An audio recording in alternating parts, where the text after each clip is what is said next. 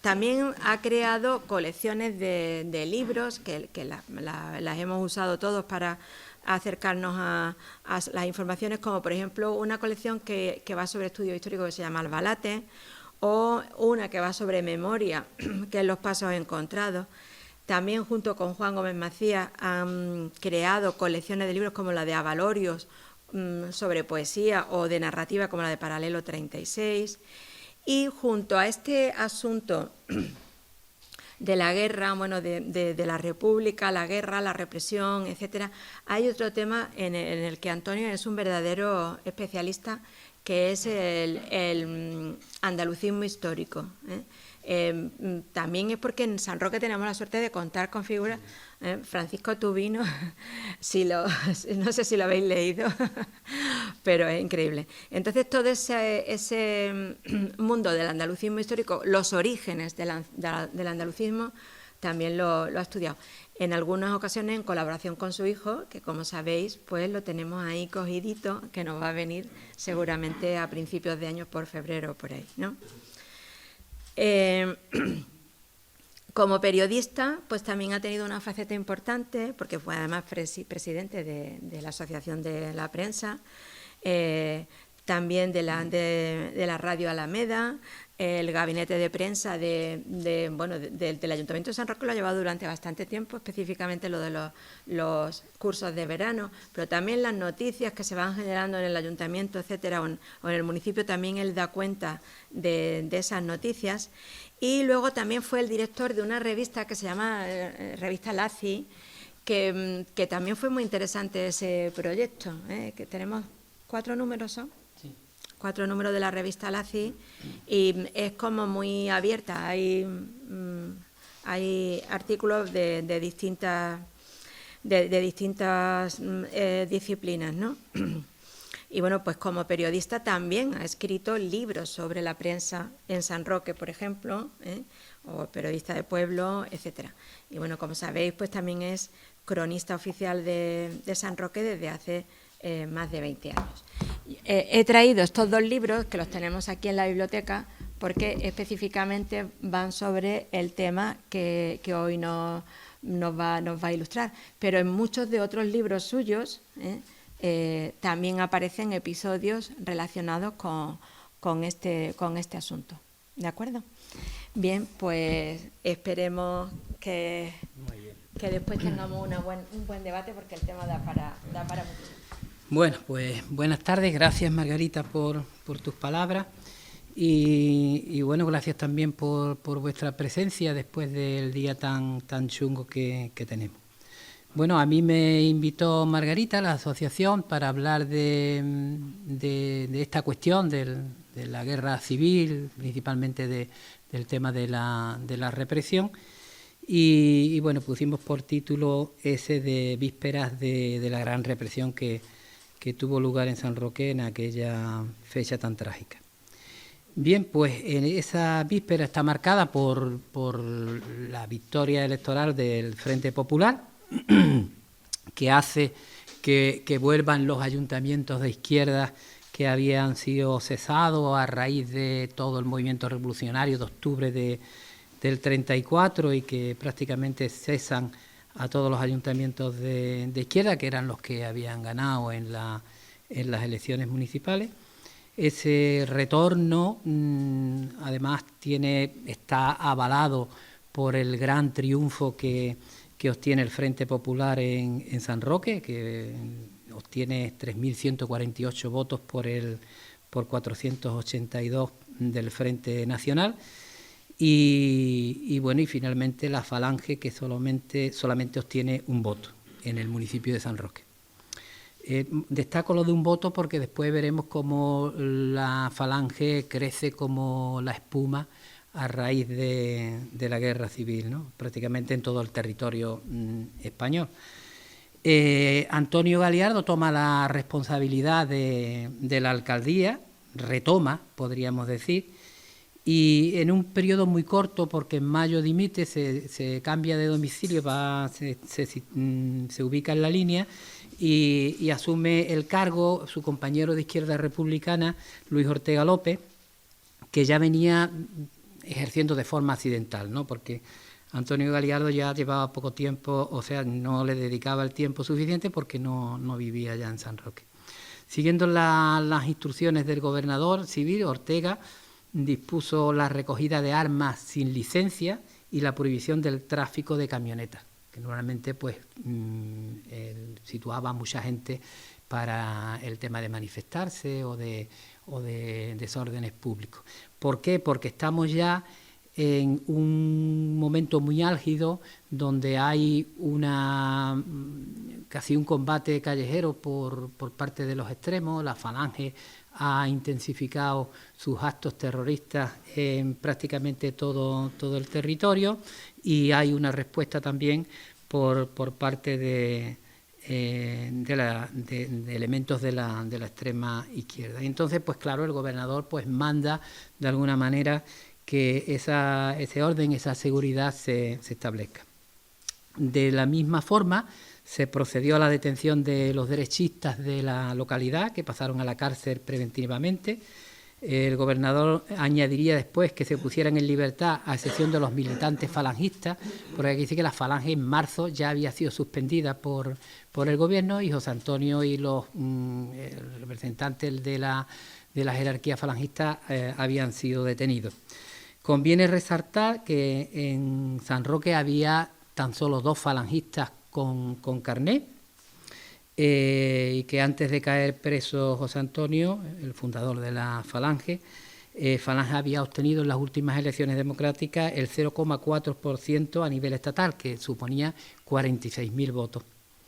Bien, pues siguiendo con esa víspera, ¿no?, fueron puestos en libertad, porque prácticamente en San Roque se conocía todo el mundo. Tenemos una población de casi 11.000 habitantes, donde hay una coexistencia bastante aceptable entre, aunque hay sus conflictos sociales, pero prácticamente pues la gente se conoce. Fueron puestos en libertad José Sánchez Velasco, que era alférez retirado de la Guardia Civil, que los golpistas nombrarían presidente de la gestora municipal, que sustituye al Ayuntamiento Democrático después del 18 de julio, en realidad aquí desde el 19. Miguel Castilla Delgado, que fusilado el 27 de julio por miembros de la FAI. Ángel Rivas Vilaró, que futuro miembro de la gestora Reverde también. Francisco Villalta Linares, que tras el golpe organizó el requeté local y también se hace líder comarcal del requeté, y que más tarde moriría en el frente. José García Muñoz, José Castilla Delgado, asesinado el 27 de julio y cabeza visible de la CEDA local también. Alfonso Ahumada Cid, que sería falangista y moriría en el frente. Y después otras 2 personas vinculadas a la derecha local, que es Luis Vázquez Rojas y Antonio Doncel Zarzuela. Consciente del grave momento que se estaba atravesando, el alcalde accidental en este momento de San Roque, Luis Ortega, es tío de Luis Ortega Bru, hermano del padre. Dirige una carta al párroco Muñoz Arenilla, aconsejando, dice textualmente, que mientras que duren las actuales circunstancias y habida cuenta del estado de ánimo de cierto elemento, considero conveniente hacerse saber a usted que durante algún tiempo se suprimiese el toque de campana en esa iglesia, con excepción de los avisos de enterramiento. Ortega se preocupó en todo momento también del mantenimiento de la seguridad pública, reunió a los responsables de los 3 cuerpos que había en la localidad, la Guardia Civil, Carabineros, que tenía bastante presencia en todo el municipio, y la Guardia Municipal, que era como se denominaba la actual policía local. Y se estableció un plan de vigilancia según las órdenes que se estaban recibiendo del gobierno civil. En la medida que se pudo, también se quiso involucrar a los miembros del Frente Popular para que evitasen sucesos violentos en la ciudad. Y además haciendo especial hincapié en las iglesias y en los domicilios particulares de significados como adversarios del régimen. Por la Guardia Civil asistió a la reunión el teniente jefe de línea de San Roque, don Ojanguren, que ya conspiraba contra el régimen democrático. Por el cuerpo de carabineros Enrique Lavado, que días antes del golpe militar, 4 días antes prácticamente, se jubila, por la edad reglamentaria. Entonces estaba establecida el cuerpo de carabineros, se jubilaban a los 54 años, y fue sustituido por José Hernández posteriormente. Y también asiste el jefe de la Guardia Municipal, Juan Mata, que es fiel a la República. Al día siguiente se produjo un único incidente que tiene lugar en San Roque, que es el más grave que ocurre en el municipio, que se asalta la iglesia de la estación de San Roque y donde fueron arrojadas las imágenes, ¿no? Digamos que es el único dato que da el alcalde al gobierno civil lamentando esa situación. Y en la estación de San Roque, que era un pueblo especialmente, una zona de San Roque especialmente muy sensible por el movimiento obrero, una población absolutamente obrera, pues, y donde las huelgas a lo largo de la República habían tenido una presencia mayor que en ningún otro municipio, pues se refuerza la vigilancia allí. El alcalde pedáneo de Guadarranque, Rodríguez Ferretti, y un vecino, Juan Domínguez, denunciaban, se producen una serie de denuncias al ayuntamiento advirtiendo de que se están produciendo en San Roque pues una serie de reuniones que estas personas que son del Frente Popular, militan en el partido del Frente Popular, comunican para que la alcaldía lo tenga en cuenta, ¿no? Yo he escogido nada más que una que es del alcalde Rodríguez Ferretti y de un vecino, Juan Domínguez, que denunciaban por escrito, que decían textualmente que había tenido lugar una reunión de elementos fascistas en el bar La Bola de Oro, situada junto al puente del Príncipe Alfonso, en Campamento. Y bueno, el propio gobernador civil, viendo la situación, que cada vez había mayor nerviosismo y que así se respiraba en el aire de que se iba a producir alguna acción gorda por parte del ejército, el propio gobernador civil extendió la posibilidad de ser detenido a forasteros que hasta que no se acreditase su identidad y el objeto de la presencia en el municipio, pues de expulsarse. San Roque lleva a cabo la expulsión de varias personas que encuentran en las calles aquí, que no son del municipio, por ejemplo de Algeciras y de los barrios. El jefe de la policía municipal los lleva en su propio vehículo y los deja allí en el municipio respectivo. El propio gobernador civil suspende la manifestación del 1 de mayo que tenían convocada aquí la CNT y la UGT, que eran los sindicatos, los dos únicos y de cierta relevancia, sobre todo la CNT. Paralelo a ello, el alcalde mantuvo reuniones con sindicalistas y patrones. O sea, la vida municipal no se paraliza. Además, hay un plan muy bueno por parte del ayuntamiento. Se empiezan a repartir los jornaleros en paros en las fincas mediante una reunión previa con los patrones, con los propietarios, para no crear un problema de ocupación, de acción directa que pudiera alterar también el orden. Y aunque es verdad que hubo algunos propietarios, labradores de importancia que sí pusieron inconvenientes a esa política, y se empezó a estudiar una tasa especial que gravase las ganancias de los terrenos rústicos más importantes, y que se pensaba que recaudaría en torno a las 40.000 pesetas, que sería destinado a paliar el paro obrero, ¿no? Esto estaba ocurriendo en esos momentos, y bueno, pues en esa situación, digamos que esta es la víspera del golpe, el del golpe en San Roque, que digamos se llevaría a cabo con un día de retraso del famoso y emblemático 18 de julio, ¿no? Salvo el intento de cortar el paso a las fuerzas de Algeciras a la altura de Guadacorte el 19 de julio, que es cuando llegan las fuerzas aquí, por miembros de la CNT, no hubo oposición en San Roque de manera ni violenta ni de ese tipo, ¿no? El teniente Torres del Real, que era cordobés, estaba casado con la sanroqueña Amalia Oneto, formaba parte del complot desde última hora, ya había estado también bueno, con los oficiales que dirigían la rebelión en la comarca, y el teniente de la Guardia Civil, don Anguren, que esperaba el momento también de unirse de manera decidida, ¿no? En la estación, el alcalde pedáneo, Leocadio Rico Campuzano, que es concejal también del Ayuntamiento de San Roque de Izquierda Republicana, que es un hombre muy bien considerado en el municipio. Asistió, tenía una cierta cultura que apreciaban bastante los conciudadanos de allí, de su barriada. Había asistido a la Asamblea de Córdoba del año 33 con Antonio Galiardo, donde se discutió el proyecto de base de Estatuto de Autonomía.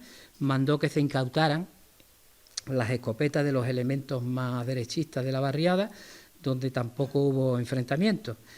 Sí hubo en San Roque una llamada por parte de la CNT, pero principalmente del Partido Sindicalista que lideraba Ángel Ortega, el padre de Luis Ortega Bru, que había sido presidente de la CNT, pero ahora lo era del Partido Sindicalista, una rama del anarcosindicalismo que apostaba por la política, y cuyo partido había sido también miembro del Frente Popular. Solicitan la entrega de armas al teniente Ojanguren, que contesta con evasiva, ¿no? Y las armas que tienen en los armeros las quitan y las guardan, las ocultan en la noria. Los que tenemos ya unos pocos de años y conocíamos el antiguo cuartel, sabemos dónde se encontraba la noria, y en la calle Herrería, estamos hablando del cuartel de la calle Herrería. Y trató de ganar tiempo para que no da esa posibilidad. Y se imprime una octavilla en una de las imprentas, la única imprenta que había en San Roque, llamando al pueblo a la resistencia. Lo hace el Partido Sindicalista. Se llegan a lanzar algunas octavillas, y de la segunda remesa no se llega a recoger porque empiezan a producirse detenciones de este partido. La primera misa de la mañana, estamos en el 19, registró un incidente cuando un grupo de republicanos suspendió el oficio que impartía el padre Muñoz Arenilla. No está claro esta circunstancia. Alegaron que, dadas las circunstancias que atravesaba el país, no era aconsejable que esa reunión religiosa o esa misa que estaba teniendo lugar. Después de las declaraciones de algunos de los detenidos, que precisamente una de las acusaciones que se le hacen es que habían suspendido la misa y demás, pues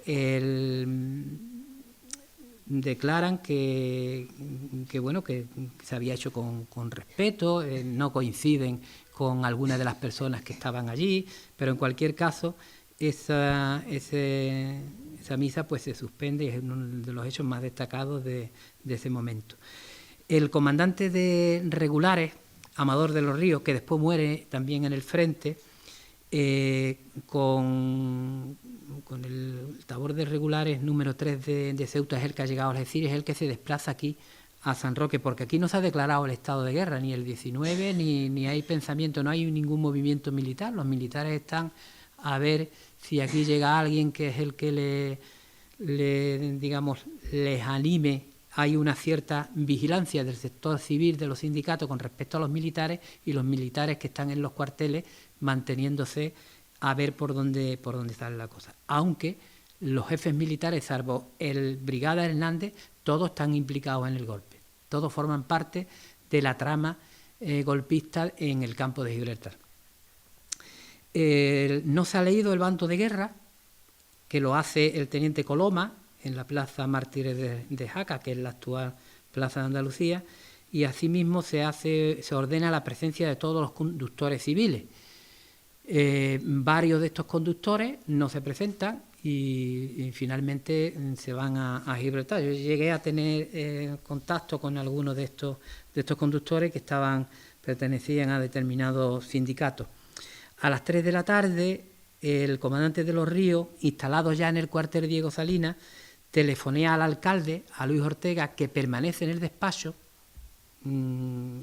manteniéndose, como ocurrió, por ejemplo, cuando el golpe del 23 de febrero, ¿no? Nos aparta de su responsabilidad, permanece en su despacho, junto a su hijo Agustín, al que yo y al que muchos de aquí conocerían, y que yo hablé con él. Ya había fallecido el padre, por supuesto, y él me contó personalmente que él no se quiso separar de su padre, y que recibe la llamada de Amador de los Ríos, le dice que ya ha dejado de ser alcalde, que se dirija precisamente a donde estamos, al cuartel, este era el cuartel, y que se considere detenido por las nuevas autoridades. Ortega López baja a la calle San Felipe con su hijo y quedan detenidos en el cuarto de banderas del cuartel. Ambos, porque también el hijo queda detenido. Y bueno, pues milagrosamente el día 27 de julio, cuando se producen los fusilamientos aquí en el muro del cuartel, van a salvar la vida porque, bueno, hay una serie de mediaciones que sería muy largo de contar, pero finalmente pues las amistades pesan mucho para que, en otros casos no, pero en este caso para que salvaran la vida. Acto seguido, pues se nombra una gestora municipal, donde figura este señor que yo he mencionado, José Sánchez Velasco, que es un alférez retirado de la Guardia Civil. Una gestora municipal es el ayuntamiento, vamos, lo que pasa es que era una gestora, así se denominaba, y a lo largo de toda esa época, las distintas que hay se llamarán también gestoras, ¿no? Aquí hay un caso que a mí me gustaría destacar y que habla muy bien de la dignidad de la gente ante una situación de sumo riesgo, ¿no? Y es que el secretario del Ayuntamiento de San Roque, Emilio Cano Linares, se negó a levantar acta de la gestora porque consideró que era un acto ilegal, que había un ayuntamiento democrático, y estamos hablando de una persona que pertenecía al Partido Republicano Conservador. Era un republicano conservador, un republicano de derecha, y que, bueno, era el partido de Alcalá Zamora, ¿no? Fue represaliado, él perdió el puesto de secretario del ayuntamiento, que lo tenía por sus oposiciones, y su puesto de funcionario, ¿no? Pero además es de esa gente que uno tiene que destacarlo, porque incluso después, durante la dictadura, le propuso, eso me lo dijo su hijo, Emilio Paco Enrique, que incluso se negó a un cargo que le daban en el sindicato vertical, ¿no? Lo prefirió, ¿no? Bueno, quería destacarlo porque en esas situaciones es muy difícil mantener una línea, ¿no? Unos principios. Se produce una espera muy tensa en la ciudad. No hay fusilamientos en esa época, en esos días en San Roque. Mucha gente ya ha huido. Muchos republicanos permanecen en la ciudad también ocultos. Y sí es cierto que, aunque a lo mejor en algún sitio aparecerá, incluso yo lo he escrito, que no había en aquel momento un dato que nos dijera que los republicanos de San Roque se habían puesto en contacto con los republicanos de otros de Málaga, de la zona gubernamental, en este caso, lo cierto es que sí. Hubo una reunión en el café de Pascual Molina. Pascual Molina era concejal del Ayuntamiento, del Frente Popular, y es una reunión que es en el café de él, allí ya sabéis, a la entrada de la calle Málaga. Allí encontraba, era un café muy, muy conocido, y allí se celebra una asamblea clandestina ya, porque ya los militares se han hecho cargo de la situación, y se comunica a Málaga. Todavía no sabemos quién establecidos quién fue los que actuaron de enlace, de la poca protección que hay militar en San Roque, y se disponen a facilitar la llegada de los republicanos, que de alguna manera establezcan nuevamente el orden constitucional, ¿no?, de lo que hasta entonces se había dado en la ciudad. Y bueno, eso ocurre el 27 de julio, que se forma una columna en Málaga con miembros de la FAI principalmente, algunos militares, muy pocos, y un cierto número de carabineros que sí tienen su peso. Bueno, a primeras horas de la mañana entran en San Roque por Cuatro Vientos, que eso yo creo que es ya muy conocido por todos. Sitúan un cañón de campaña junto al depósito del agua, el depósito que es donde está ahora también, y tratan de alcanzar los cuarteles de la Guardia Civil y de Infantería.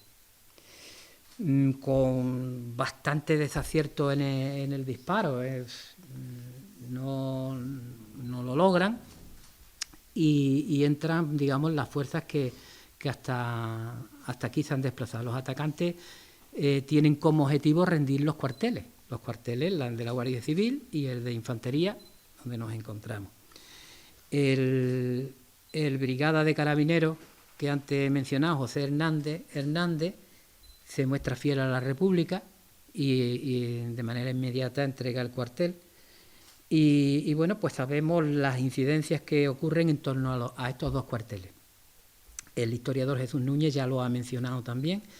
Y bueno, ante el cuartel de la Guardia Civil, que es evidente que se estaba por el golpe, porque ya los familiares estaban alojados, prácticamente, no todos, pero porque no había espacio, pero los familiares, los hijos y todos estaban alojados allí, había un plan de seguridad y de resistencia establecido previamente, con lo cual eso nos habla de que efectivamente había ya una disposición a lo que podía ocurrir. Bueno, pues ante el cuartel de la Guardia Civil se presentan varios grupos de milicianos y presentan rehenes. El hijo del comandante de puesto, aunque el comandante de puesto, que es Colodrero, no es el que está al mando, porque está Juan Guren dentro y es el jefe de línea, es un mando superior. Existe lógicamente un temor de que si se entrega el cuartel estaban, lo más probable es que los milicianos los fusilen, porque entre otras cosas han subvertido el orden constitucional, ¿no? Se queda, mandan al hijo, que es un chaval de 15 años, y bueno, se queda dentro y no toman represalia contra la familia que todavía tienen, digamos, retenida.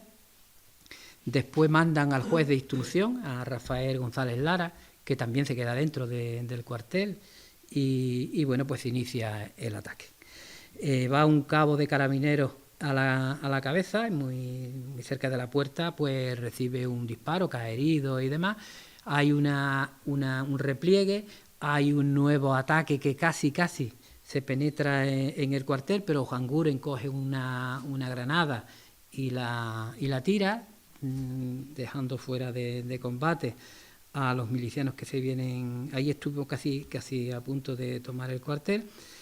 Y bueno, pues los guardias se situaron lógicamente en las ventanas, los familiares con colchones y demás, y esta fue la situación. Y aquí en el cuartel el teniente Ojangure contó con 9 números que tenía, más Juan Colodrero, que era el comandante de puesto, y estuvieron cercados hasta que ya llegaron los regulares.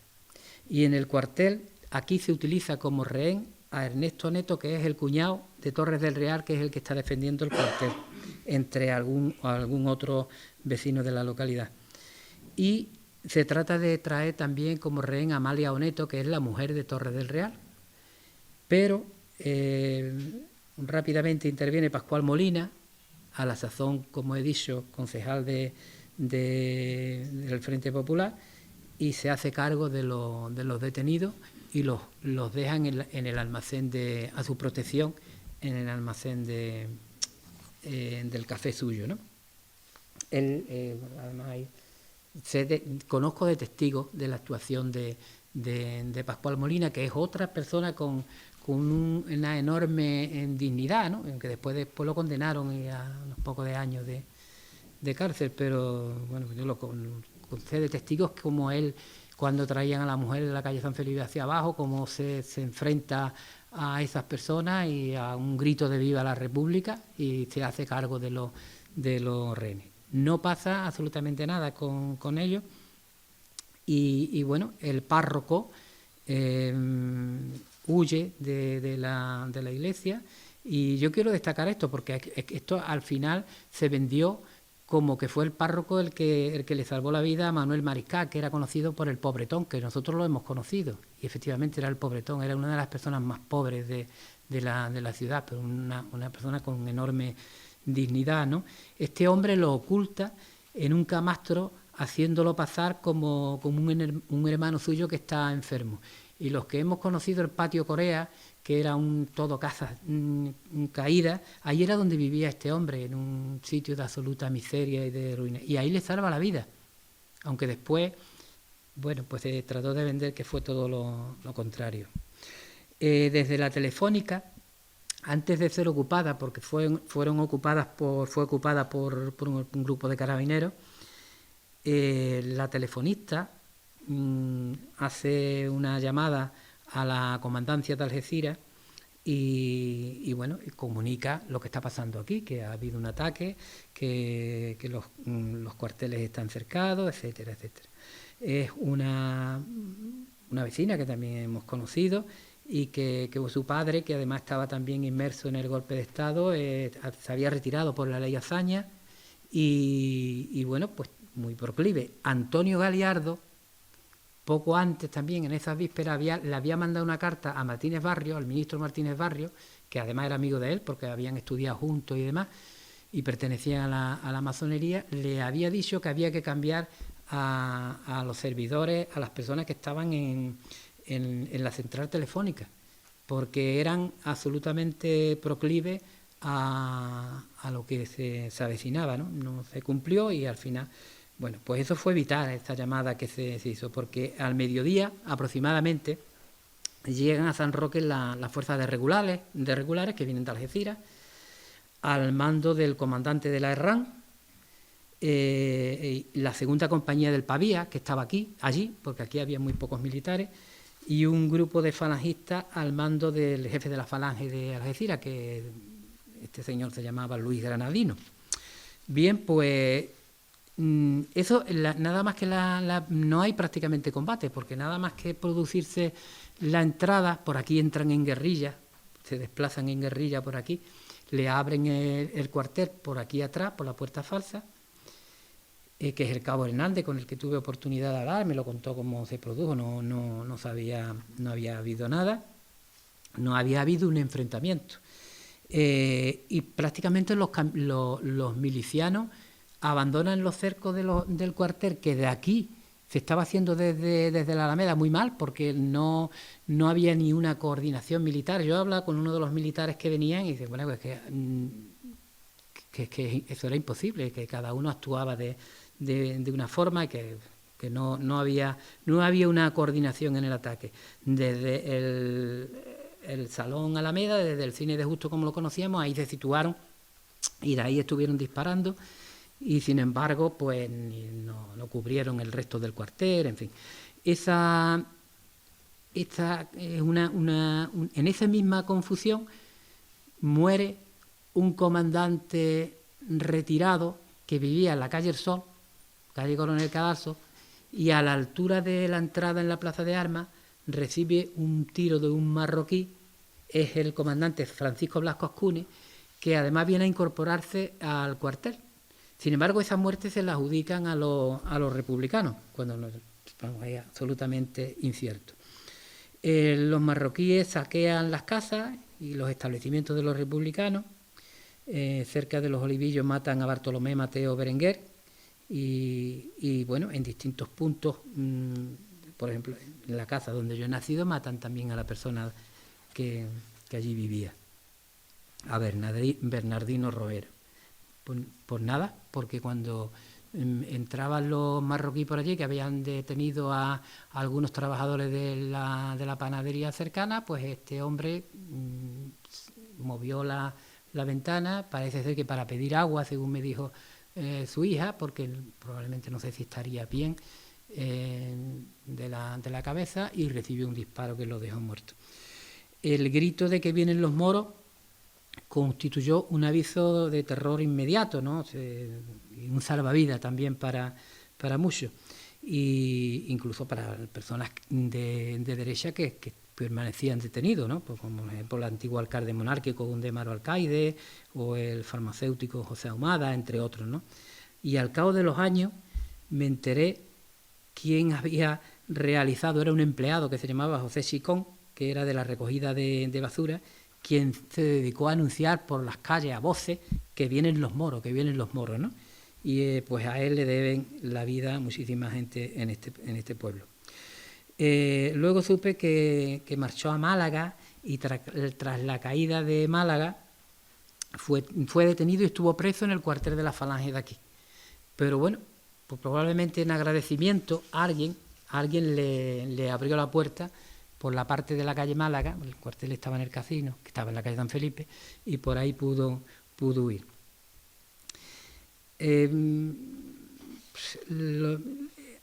Después está la otra parte, que es la parte más cruda respecto de la actuación de los milicianos aquí. Yo soy de la idea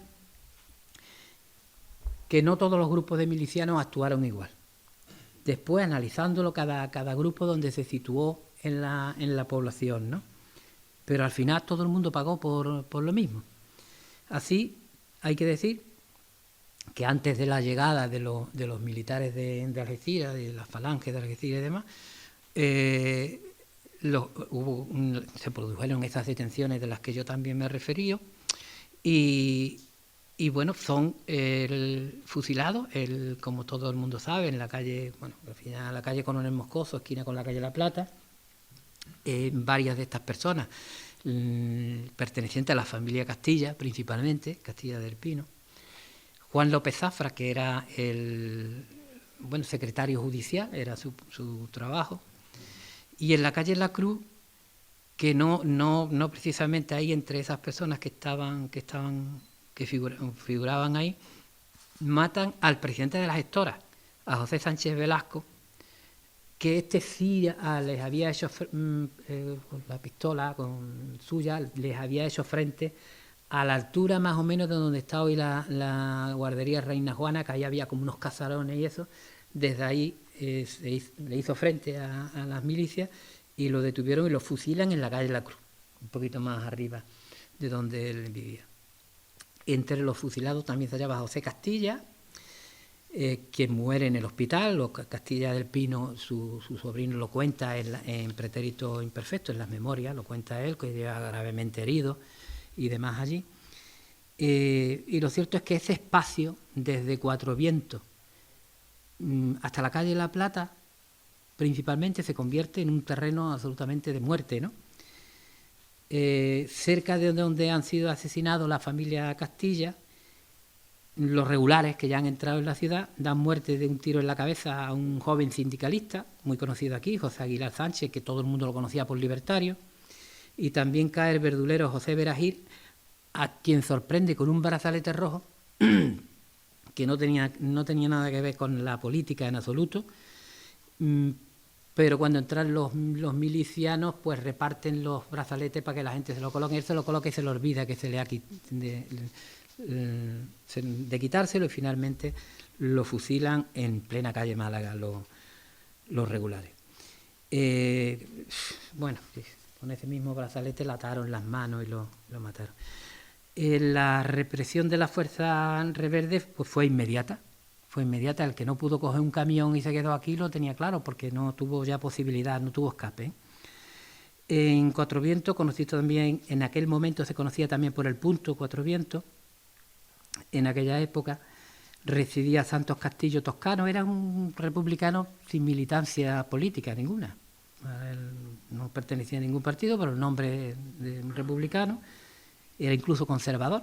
Cuando entraron por este lugar los milicianos se vio obligado a dar leche y algunos alimentos, y como en muchas viviendas colocó en la suya también telas rojas que quedaron allí, y finalmente lo detienen. Los regulares entraron en la casa, yo he hablado con las hijas y bueno, aquello fue tremendo, porque se llevan a su hijo Antonio, de 14 años, a Fernando Palma Maza, que fue padre de un alcalde de esta ciudad, ¿no?, de Fernando Palma, que era novio de una de las hijas de Santos, y a 2 cabrerillos, conocidos como los turreños, de 12 y 10 años respectivamente.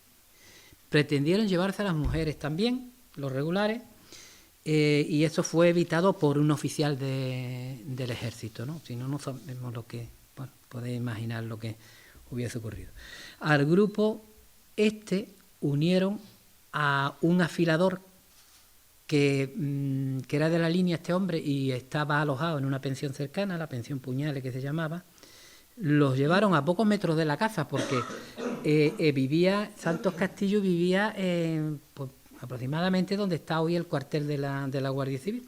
Los llevaron a pocos metros de la casa, desde donde se escuchó de lleno la descarga del fusilamiento. En la Posada del Toro, que hoy no existe, pero que está muy cerca, la calle Posada del Toro, que la conocemos todos. De esta descarga lograron salvarse Fernando Palma Maza, con una bala que le había rozado la cabeza, y Antonio Castillo, con un tiro en el cuello. Corrieron rápidamente hacia el hospital municipal, que estaba ya prácticamente a tope, donde estaba, por cierto, Carmen Bru, que se había colocado su brazalete y estaba sirviendo de enfermera. Estaban los médicos de aquí de San Roque atendiendo a los heridos, lógicamente, de todos los, tanto de un lado como de otro, como es lógico. Y bueno, y las religiosas los ocultan allí en el hospital, donde reciben pues la primera cura, digamos. Las monjas pudieron salvarles, pero no pudieron hacer nada por el resto de heridos republicanos que estaban siendo atendidos de las heridas por los doctores, Marenco y Bermejo, si no recuerdo mal, y la vecina Carmen Bru, a quien posteriormente, como todos saben, fue detenida y asesinada en el término de Tarifa. Máxima Castillo, la hija de Santos Castillo, me comentaba que la descarga que acabó con su padre pudo ser también la del final de su hermano y de su cuñado, claro, y que no fueron más que el prólogo de las que habrían de producirse constantemente, es que ellos vivían al lado del cementerio. Y me decía, lo voy a leer textualmente, bueno, al final se tuvieron que marchar de allí. Y dice, llegaban los camiones cargados de gente, dice, muchas veces de la línea. Escuchábamos los gritos de los que iban a morir. Una noche mi madre abrió la ventana que daba al camino y un falangista le ordenó que la cerrara o se la cargaban a ella también.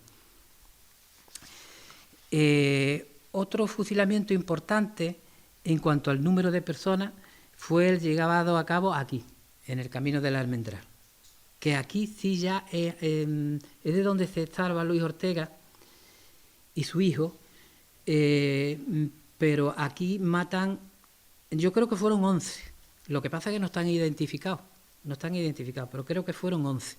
Mataron a Ceferino Maestro Novoa, que era de Unión Republicana, que era un hombre, bueno, era abogado y había sido gobernador civil de Huelva, al brigada de carabineros José Hernández, que al principio me he referido, que fue leal a la República.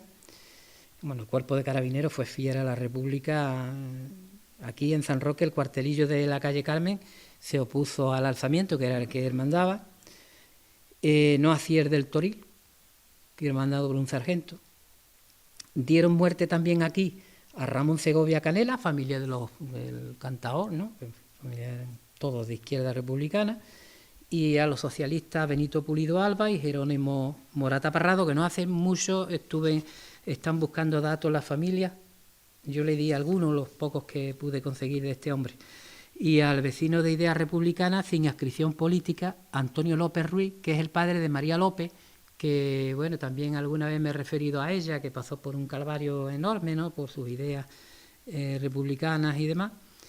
Y se salva de la descarga Francisco Sánchez Pérez, que era sindicalista, que recibe un disparo en el brazo, y después, yo pensé que había sido el único, en ese mismo fusilamiento se salva otro, Miguel López García, natural de Jimena, pero vivía aquí en San Roque. De hecho, su familia tenía 6 hijos aquí, y se salvan los dos que finalmente acaban en Jimena, y después acaban ya en Málaga. Y en el caso del sanroqueño, que era conocido por el guardacalle, Francisco Sánchez Pérez, cuando cae Málaga lo fusilan a él y al hermano. Y no hace mucho conocí otro caso de un sobreviviente de una descarga que era el vecino de Guadiaro, Francisco Gil Ramos, que lo conocían por caracoles. Esto ocurría, pues, bueno, no... Si a veces se llevaron aquí al menos 2 personas de Guadiaro que recibieron el tiro de gracia sin haber sido tocado en el fusilamiento prácticamente, que no era el tiro de gracia, es que lo mataron de esa manera. Odón Ojangures mandó detener al brigada de carabineros Hernández, a un sargento y 5 carabineros que habían ocupado la central telefónica y que esta gente no se enteran que las tropas regulares prácticamente han entrado en la ciudad. No les da tiempo a retirarse y los detienen. La central telefónica, lógicamente, pasa a manos de las autoridades militares, Reverde, y fueron fusilados. Esta gente fueron fusilados. El brigada Hernández es una persona muy curiosa, porque además era inventor. Llegó a inventar hasta 14 cerraduras sin llave. Y hay una entrevista en el Heraldo de Madrid, a una página completa entrevistándolo. Un hombre muy curioso, de una cultura muy, muy grande. También los familiares ahora están tratando de localizar los restos en San Roque, ¿no? Unos nietos que también viven fuera, pero tienen, bueno, lógico que quieran recuperarlo. Son algunos ejemplos de aquel fatídico día, y a partir de entonces, aunque el frente se situó en Guadiaro, que hasta agosto no cae, se inició una represión de la que pudieron escapar muchos republicanos que se desplazaron hacia la provincia de Málaga. En una relación firmada por el presidente de la gestora municipal, fechada en febrero del 37, se da cuenta de 53 muertes, incluyendo las 6 que hicieron los milicianos de la FAI. Al final de la nota se señalaba textualmente: a los muertos del día 27 de julio fueron asesinados por los rojos, en el asalto que dieron dicho día a esta ciudad, y los muertos del 28 los fueron ocasionados por el salvamento prestado a la población por las fuerzas del Ejército Salvador. Con posterioridad han ocurrido, decía, otros fallecimientos cuyos datos aún no han podido recabarse. La información no se corresponde con la realidad, ya que las víctimas causadas por los reverdes lo fueron el mismo día 27. Y como se reconoce en la nota final, habían ocurrido otras muertes. Las víctimas del 27 aparecen registradas en el libro de inhumaciones del ayuntamiento sin que figurasen las causas y con fecha de 30 de julio. No se registraron hasta entonces. Y en el mismo libro, el 13 de agosto, aparecen registradas 13 personas más sin que tampoco figuren las causas, junto a 4 con nombres y apellidos, figuran 6 bajo el epígrafe un hombre desconocido. Circunstancia que figura también en la relación de los habidos el día 27, que en número de 4, aunque en uno se adjudica el apellido de la Cieva o de la Cierva, un hombre desconocido. Lo mismo ocurre en 10 ocasiones en la relación de muertos de la primera lista mencionada de febrero del 37. Contándolo esos desconocidos, los ejecutados en un solo día, el 13 de agosto, yo los calculo en más de 30. Tras la caída de Málaga, las víctimas son sometidas a consejos de guerra, porque hasta entonces no se habían celebrado ni un juicio, ningún consejo de guerra. Carmen Bruno no encontramos el sumario, es que a Carmen Bruno no la juzgan. A Carmen se la llevan, no la fusilan en San Roque, porque Carmen era una persona muy, muy querida en el pueblo, era una persona además absolutamente muy noble, muy dulce, y finalmente Torres del Real no quiere fusilarla aquí en San Roque y acaban fusilándola en Tarifa. Y siempre había gente que tenía una cierta conciencia, ¿no? Tras la caída de Málaga es cuando se producen los consejos de guerra, ¿no? Aunque en Campamento y Puente Mayorga, Guadarranque, la Falange sigue actuando por su cuenta. La Falange es muy fuerte allí porque está muy vinculada a la de la línea, en realidad es la de la línea.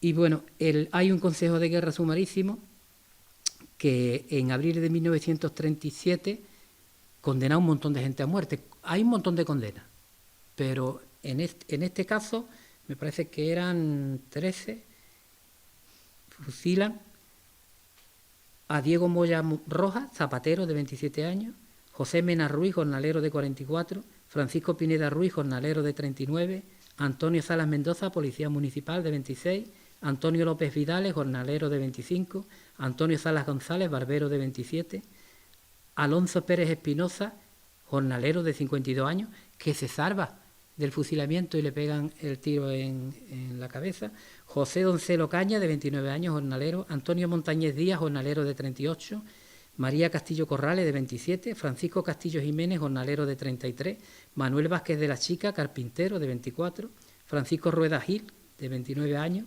José Mena, de 24 años, y Diego Moya Rojas, de 27 años. Llamo la atención de María Corrales, de 27 años, porque la historia de ella, al final,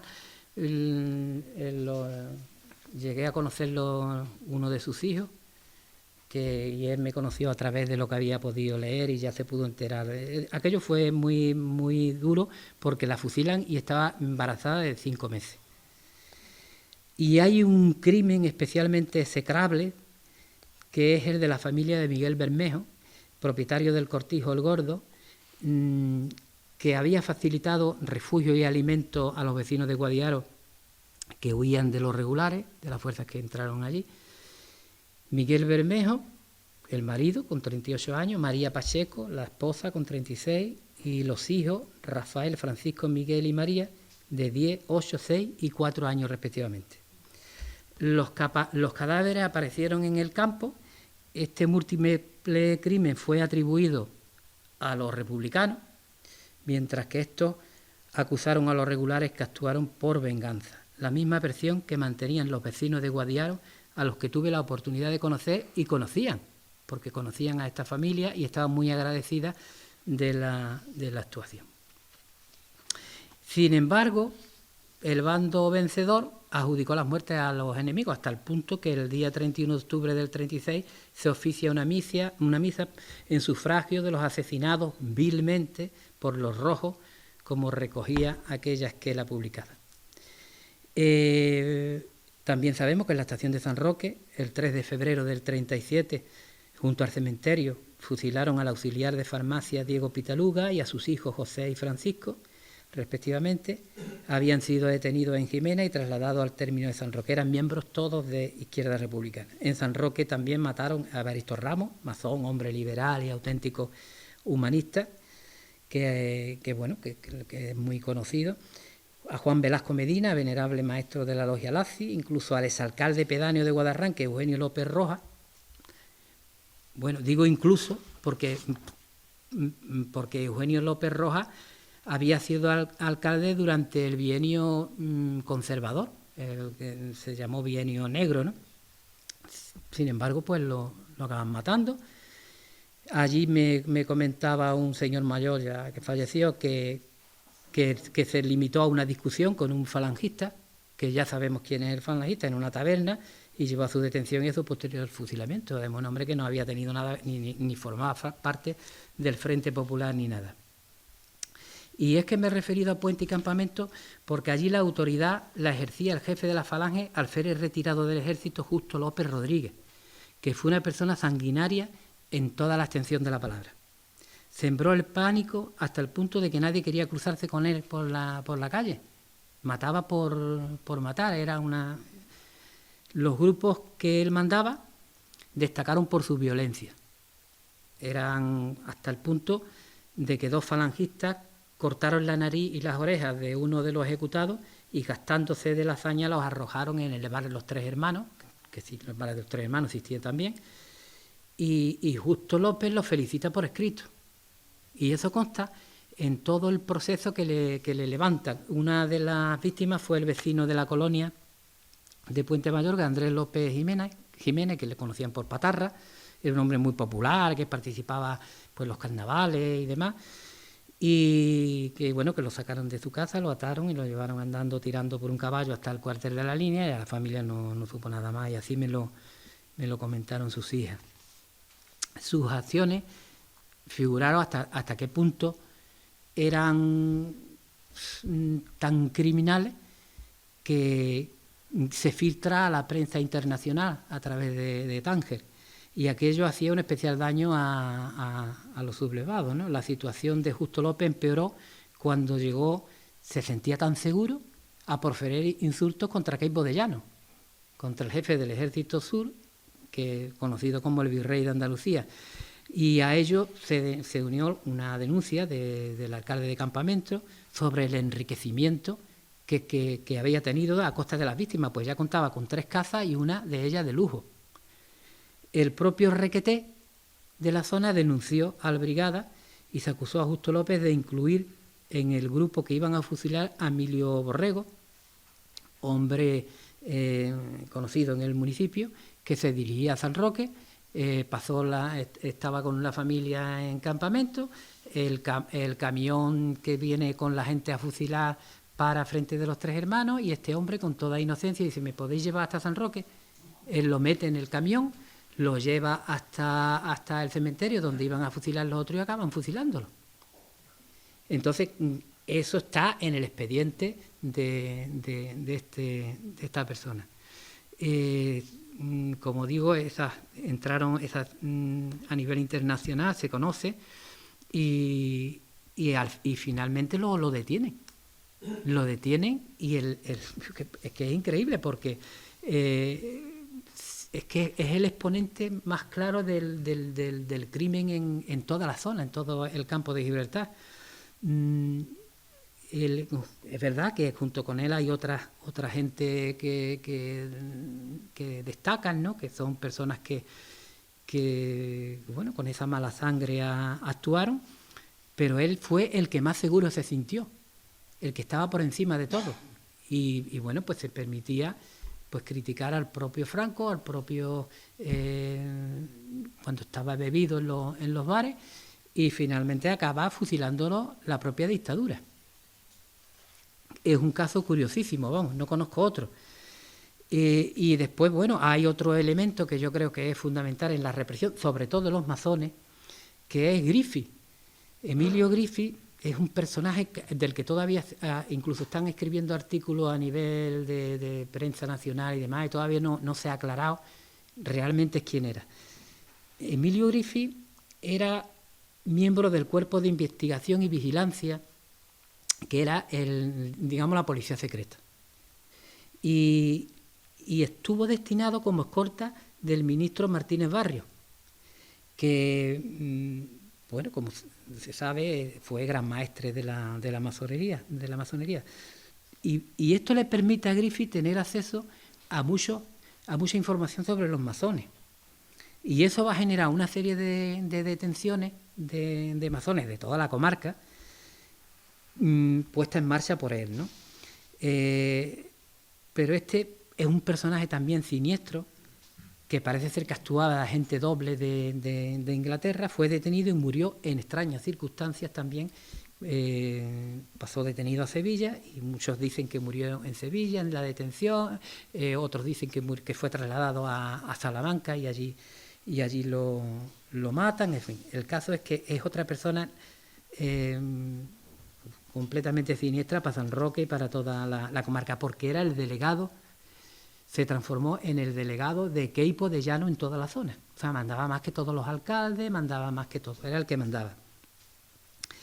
Y bueno, incluso hasta la represión es tan gorda contra la masonería en San Roque y en el campo de Gibraltar que hasta la prensa Solidaridad Obrera cita directamente a San Roque, donde la mayoría de los masones fueron detenidos y llevados al cuartel de la Falange, que estaba montado en el casino. Y es tanta la desesperación de algunos de los hijos de estos masones que para salvar a su padre acaban alistándose a la Falange, y algunos participan en la toma de Marbella. Vamos, yo he hablado con algunos de ellos y me dicen que es que fusilaban a mi padre. Entonces, estas eran las situaciones que se vivieron. Bueno, yo para finalizar, la represión evidentemente no se limitó a la violencia física. Las profesiones que más sufrieron a nivel general fueron las de periodista y maestro. De esta última, en esta ciudad, fueron varios. Francisco Garrido Galindo fue uno de ellos. De él se informaba que se ve que recibió una educación religiosa y moral, pero se desatendió en el ejercicio de su carrera de estos sanos principios, afiliándose sin duda alguna, dice, a determinados partidos políticos del Frente Popular, obedeciendo ciegamente a los dictados tendentes a desarraigar de su conciencia todos aquellos principios que le habían marcado sus profesores. Alfonso Rabanillo, Viriato, Castello, y bueno, una serie de que además Margarita está haciendo un estudio muy interesante en torno a esa cuestión. Y a esa represión se unía la vejación que sufrían los familiares de los militantes republicanos, aquí, los que se quedaron aquí. Bueno, ya alguna vez he citado el caso de la familia Ortega Bru, ¿no? Que sería, si una familia que padeció de una parte especial la violencia por la parte de la derecha fue la familia de Castilla del Pino, por la parte de la izquierda la de Ortega Bru, familia Ortega Bru, que no tiene por dónde cogerse, ¿no? Le matan al padre, a la madre, Luis Ortega lo condenan a 3 años de prisión, y cuando se celebraba una manifestación, cuando cayó Bilbao, cayó Barcelona, por ejemplo, que se hacía una manifestación falangista aquí, pues se iba a la casa de ellos, se les arrojaba piedras, en fin, se les obligaba a saludar, a hacer el saludo fascista en plena Alameda, en fin, o sea, después estaba esa vejación de las personas que al final eran niños, porque la más mayor era Marina.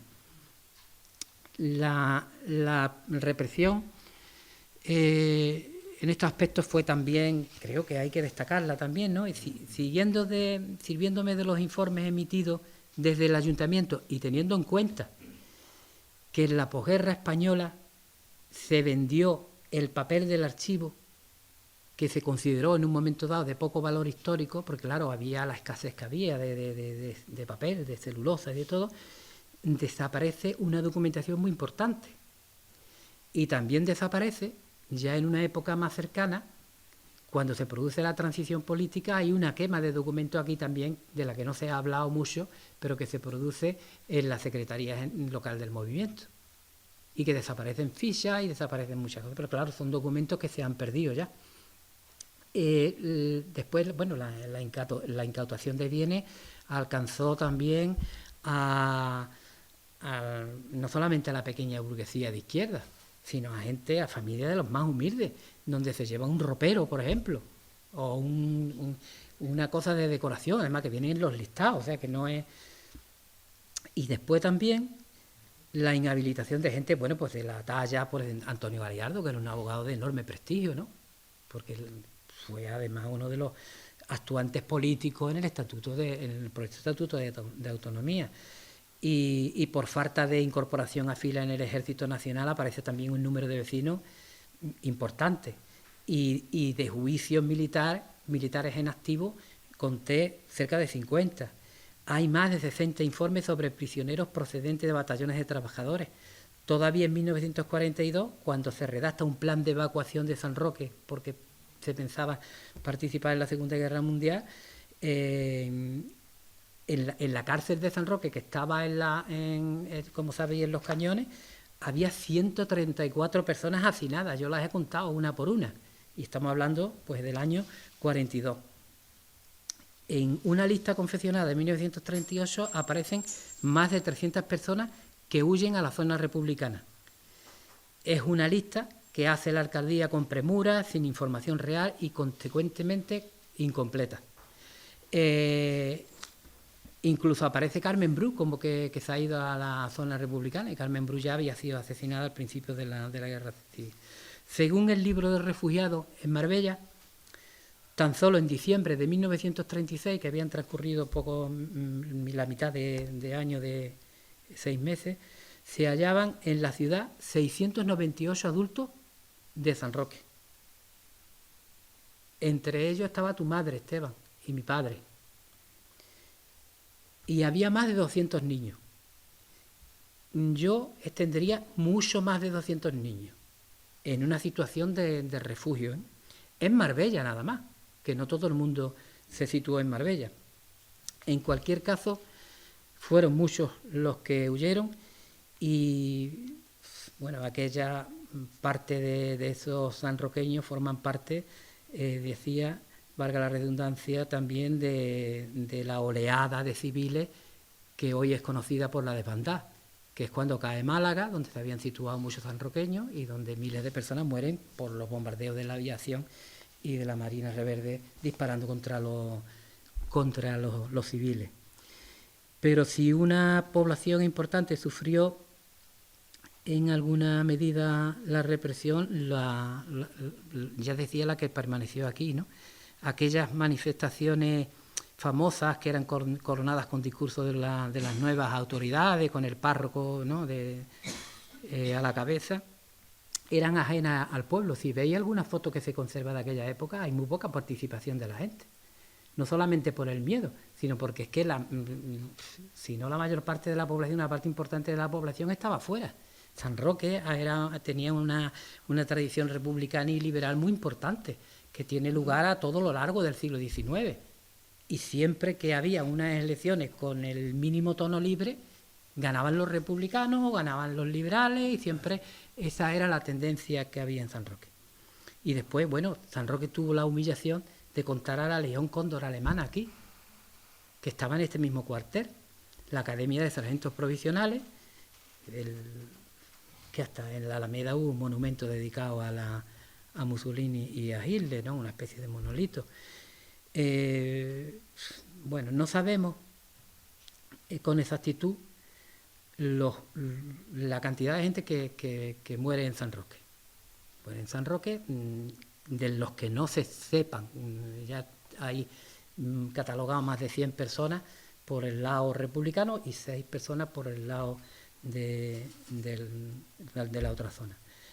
Los de la otra zona no tienen problemas porque efectivamente eran identificados, recibían los homenajes, etcétera, etcétera. Los demás pues están todavía bajo alguna fosa que los cubre y no sabemos, porque probablemente no tendremos tiempo en sacarlo. Bueno, en cualquier caso, hasta el año 47 se producen los últimos ejecuciones extrajudiciales, que son los hermanos Cava, a los que la Guardia Civil les aplicó en 1947 la ley de fuga.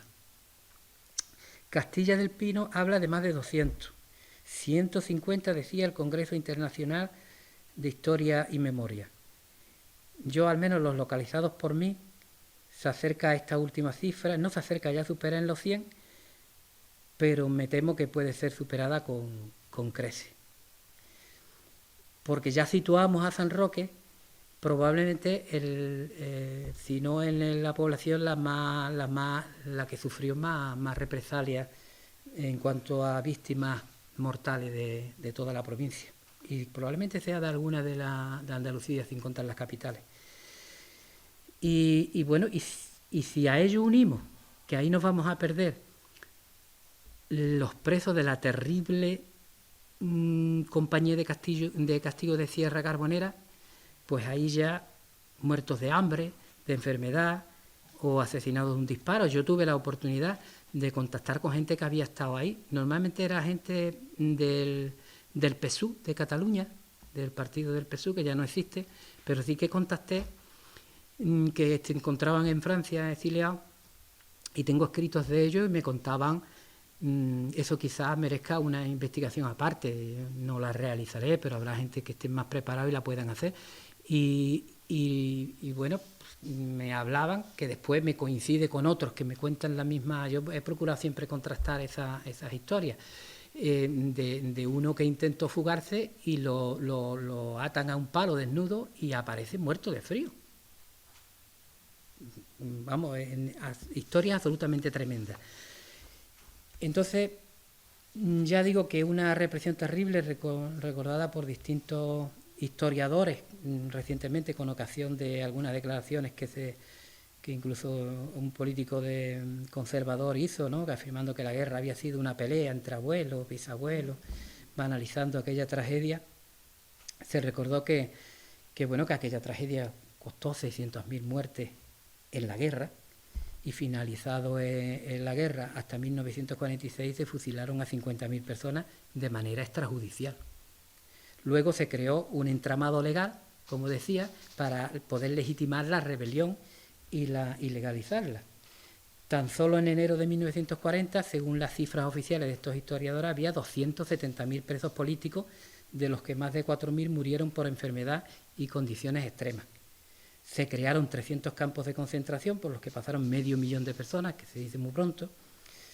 Se utilizó a los presos como obra barata, cuando no esclava, en el Valle de los Caídos, por ejemplo, en los fortines, en las carreteras. Y decían estos historiadores que cuando el entonces magistrado, en 2008, se trató de abrir por el juez Garzón ya, el tema de una causa de la memoria histórica, las asociaciones de memoria aportaron 143.000 nombres, más de 143.000 nombres de desaparecidos, que no es fácil, Pero la acción represora no quedó ahí. Como he dicho, se creó un sistema de depuración de funcionarios, empleados, maestros, ferroviarios, muchos, De la estación de San Roque hay un montón de depurados ferroviarios, casi todos eran de los sindicatos.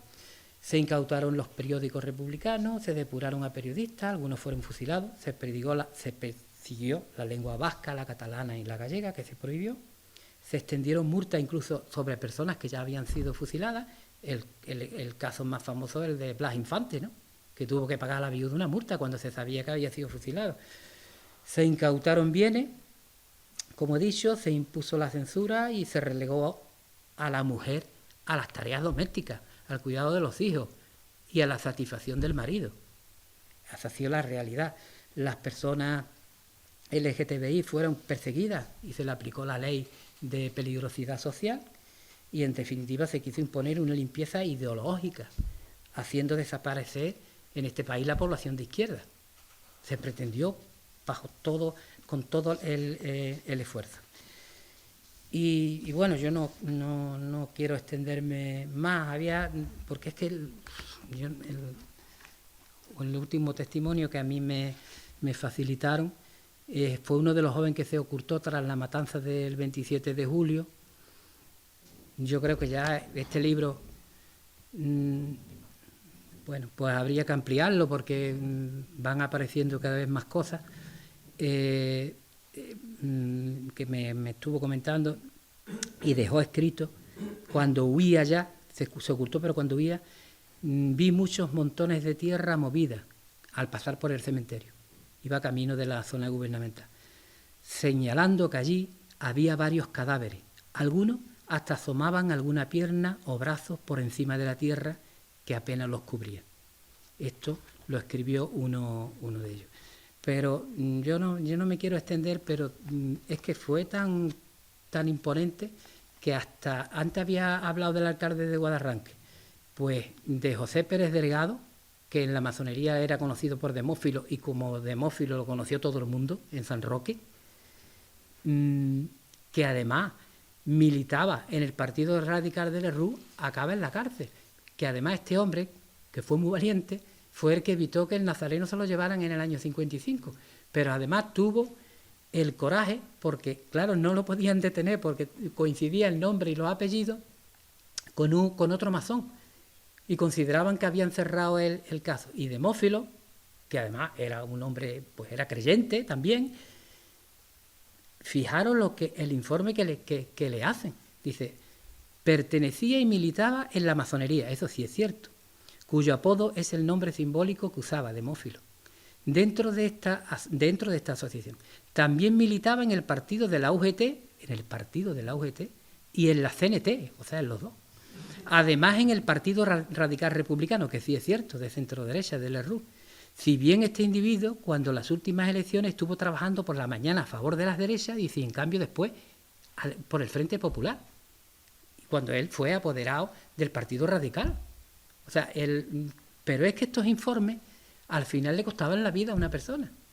Y Demófilo no es que esto es anecdótico, pero en Demófilo, anecdótico por decirlo de alguna manera, es que Demófilo, como no lo llegan a localizar, eso me doy cuenta después, cuando me doy cuenta que hay otro masón que tiene los mismos apellidos, y además de que está en Sevilla preso, y dice, no, es que ya está preso.